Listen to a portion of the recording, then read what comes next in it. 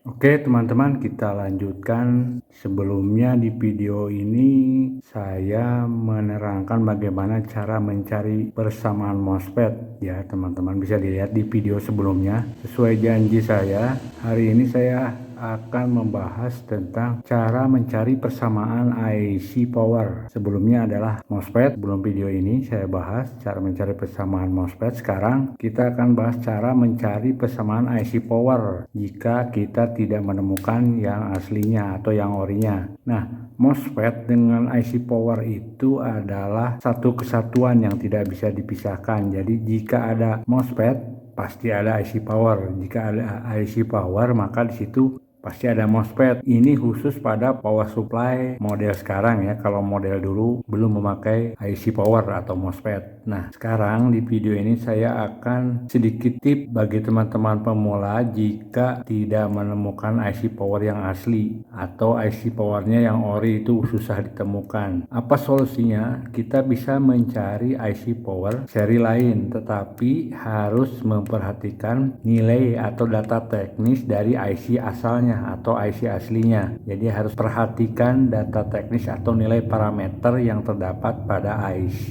yang aslinya. Kita bisa download nomor kode IC di internet yang aslinya. Kita lihat fitur atau data teknisnya. Nah, di situ kita bisa melihat persamaannya yang mendekati jika akan mengganti dengan IC power yang alternatif atau penggantinya. Nah, apa data parameter atau nilai-nilai yang harus diperhatikan jika akan mengganti IC yang asli dengan yang penggantinya? Di sini kita akan membahas nilai-nilai dari IC tersebut yang harus diperhatikan jika akan mengganti IC power yang asli. Apa nilai-nilai tersebut? Kita akan membahas dulu apa kegunaan IC power pada power supply SMPS atau power supply model sekarang yang memakai IC power itu.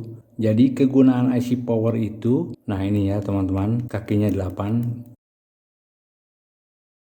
Bekerja dengan modul power supply perlu kehati-hatian karena berhubungan dengan tegangan tinggi, yaitu tegangan listrik PLN. Jangan sentuh kaki elko besar ini dengan tangan meskipun kabel listrik telah dicabut karena masih menyimpan tegangan tinggi. Gunakan lampu bohlam biasa 100 watt. Ingat, lampu bohlam biasa, bukan lampu jenis LED. Pasang kabel secukupnya seperti ini, lalu sentuhkan ke masing-masing kaki elko besar ini. Maka lampu akan menyala sebentar lalu mati. Itu tandanya tegangan pada elko ini sudah terbuang. Selanjutnya kita bisa bekerja dengan aman.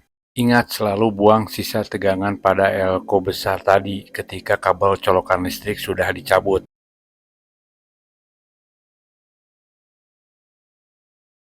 IC power itu adalah otak pengendali semua tegangan pada sebuah power supply. Fungsinya sebagai pengendali dan pengatur tegangan pada rangkaian power supply ini. IC power ini memerintah MOSFET. Nah, di sini ini adalah IC yang sudah menyatu dengan MOSFET ya teman-teman. Jadi MOSFET-nya secara fisik tidak ada di sini. Nah, berbeda dengan ini. Nah, ini MOSFET-nya masih terpisah. Dan ini MOSFET-nya. Dan IC power-nya di baliknya seperti ini. Nah, ini masih terpisah. Nah, kalau ini sudah menyatu dengan IC power. Ini IC power-nya. Jadi tidak terlihat. Jadi menyatu MOSFET dengan IC power-nya di sini. Nah, fungsi IC power ini akan memerintah MOSFET. MOSFET-nya sudah ada di sini dalam IC power ini dengan cara mengirim sinyal digital atas perintah dari IC ini, IC power ini. MOSFET untuk membuka tegangan pada wilayah sekunder. Ini kan primer ya, ini garisnya, ini primer, ini sekunder. Jadi untuk membuka atau menutup tegangan yang diperintah oleh IC ini, IC power ini kepada MOSFET. Jadi MOSFET yang membuka menutupnya. Jadi MOSFET ini dikendalikan atau di-driving oleh IC power ini. Makanya IC power ini juga disebut sebagai IC driver atau IC yang mengendalikan tegangan yang ada di power supply ini. Nah, kalau lebih lengkapnya, fungsi dari IC power ini adalah menghasilkan sinyal on-off berkecepatan tinggi untuk menggerakkan kaki gate pada MOSFET. Ya, jadi MOSFET gate-nya digerakkan atau dikendalikan oleh IC power ini untuk membuka menutup tegangan melalui MOSFET yang sudah saya terangkan tadi. Nah, dari MOSFET akan mengalir ke trafo ini dari kaki MOSFET. Kedua adalah untuk regulasi tegangan atau stabilisator. Fungsinya IC ini sebagai stabilisator, menjaga tegangan outputnya agar stabil di bagian sekunder. Jadi untuk menyetabilkan tegangan misalkan 12 volt. 12 volt tidak akan naik turun, tetap. Ketiga, gunanya adalah sebagai umpan balik IC ini. Apa maksudnya umpan balik? Untuk menerima sinyal dari bagian output dari bagian sekunder ini untuk mendeteksi jika tegangan kurang atau lebih. Nah, inilah gunanya IC power ini untuk mendeteksi tegangan di bagian feedback. Nah, bagian feedback adalah bagian dekat rangkaian optocoupler ini, dibalik seperti ini. Nah, di sini ini bagian sekunder.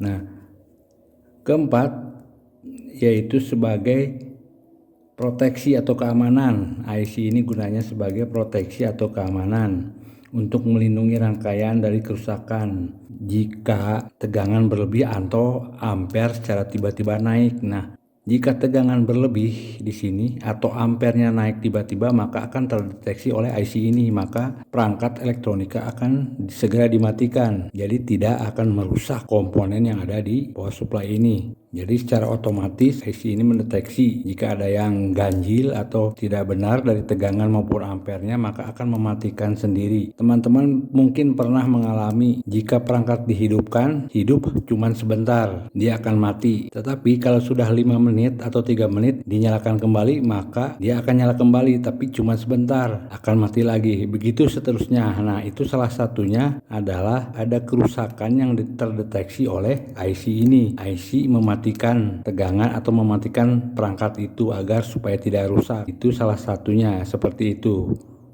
Apakah IC power ini bisa diganti dengan IC jenis lain atau diganti dengan persamaannya? Ya, sangat bisa. Namun, teman-teman harus memperhatikan data teknis dari IC yang aslinya. Jadi tidak boleh sembarangan, karena jika berbeda akan panas atau akan terbakar. Karena IC ini adalah otak dari power supply ini. Nah, syarat pertama untuk mengganti IC power ini atau mencari persamaannya adalah paket. Nah, apa itu paket? Paket adalah istilahnya bahasa awamnya apa sudah menyatu atau belum dengan MOSFET seperti ini. Ini seperti sudah saya bilang, power supply ini MOSFET-nya tidak ada di sini, berarti sudah menyatu dengan IC power. Berbeda dengan yang ini belum menyatu dengan IC power. Nah, ini MOSFET-nya berkaki 3 dan IC power-nya ada di sini. Nah, berkaki 8. Jadi ini belum menyatu, masih terpisah MOSFET-nya. Kalau ini sudah menyatu. Nah, bisa dilihat dari data teknisnya ada tulisan huruf D atau drain. Pada IC kaki itu D itu berarti drain. Jika ada IC power yang ada tulisan D 1 atau 2 jumlahnya, berarti itu sudah menyatu dengan IC power MOSFET-nya. Berikutnya yang harus diperhatikan adalah pada IC power ini adalah kode pembuatnya atau pabrik pembuatnya. Nah, saya contohkan IC ini adalah kodenya ICE 3BR0665. Nah, jika akan mengganti atau membeli persamaannya, usahakan cari pembuatnya yang sama atau pabriknya yang sama, seperti kode 3 digit yang ada di depannya, yaitu ICE. Jadi, teman-teman jika akan mengganti, usahakan cari yang ICE lagi depannya, biasanya 2 digit atau 3 digit. Sama sepertinya kalau kita akan mengganti, kita cari lagi serinya yang tulisannya di depan ICE lagi, CE 3BR078 sekian misalkan. Potensi bisa menggantikan yang lama karena pembuatnya atau pabriknya sama, biasanya nilainya tidak akan jauh.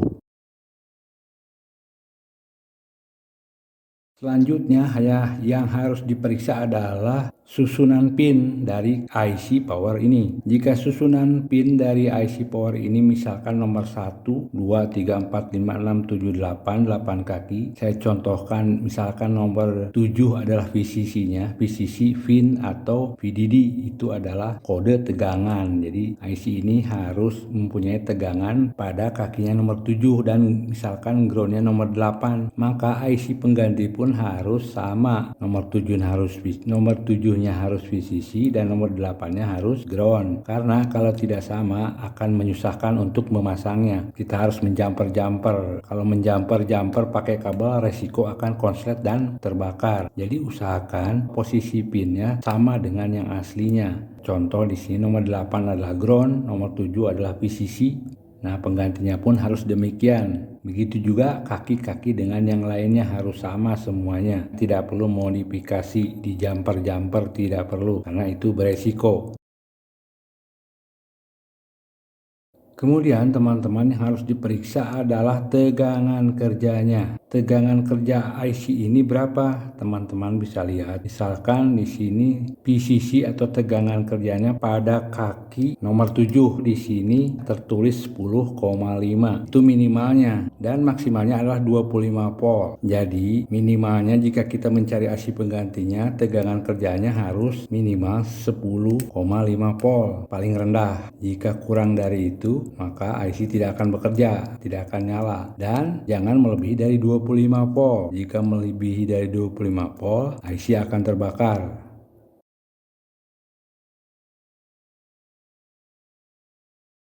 Nah, kemudian selanjutnya perhatikan juga adalah frekuensi kerja dari IC power ini atau switching frekuensi. IC power ini bekerja pada frekuensi berapa? Biasanya ditentukan oleh nilainya adalah kilohertz. Misalkan 100 kilohertz atau 50 kilohertz. Jika tidak sama atau berbeda terlalu jauh, maka IC akan panas. IC ini pun tidak akan bekerja. Jadi usahakan cari frekuensi kerja atau switching frekuensinya mendekati. Misalkan ini aslinya 65 kHz, maka bisa diganti dengan nilai 60 kHz. Jadi jangan terlalu jauh berkurangnya dan juga jangan terlalu tinggi. Selanjutnya kita perhatikan lagi nilai berikutnya adalah siklus kerja atau Dati cycle. Siklus kerja ini biasanya diukur dalam bentuk persen. Mengganti IC dalam persen ini berbeda, maka power supply ini tidak akan stabil dan MOSFET akan cepat mati. Misalkan 100% nilainya ini maka harus diganti dengan 100% lagi. Jika terlalu rendah atau terlalu tinggi maka MOSFET akan cepat mati. MOSFET dalam IC ini berarti IC-nya akan mati juga. Atau jika MOSFET yang terpisah maka MOSFET-nya akan mati jika siklus kerjanya berbeda jauh.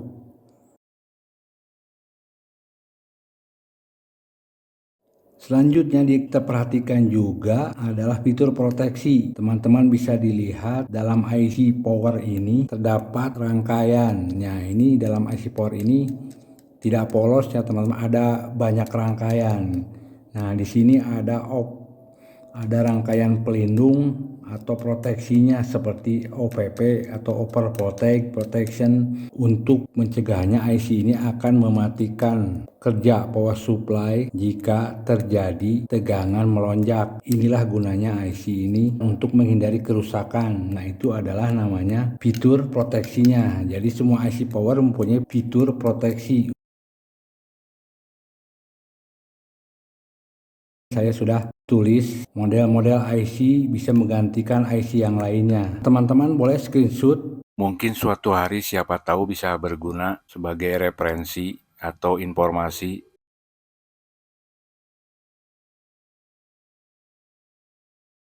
Jika teman-teman sudah mencari, tidak juga menemukan, nilainya tidak sama, terlalu jauh, maka solusinya adalah mengganti dengan gacun.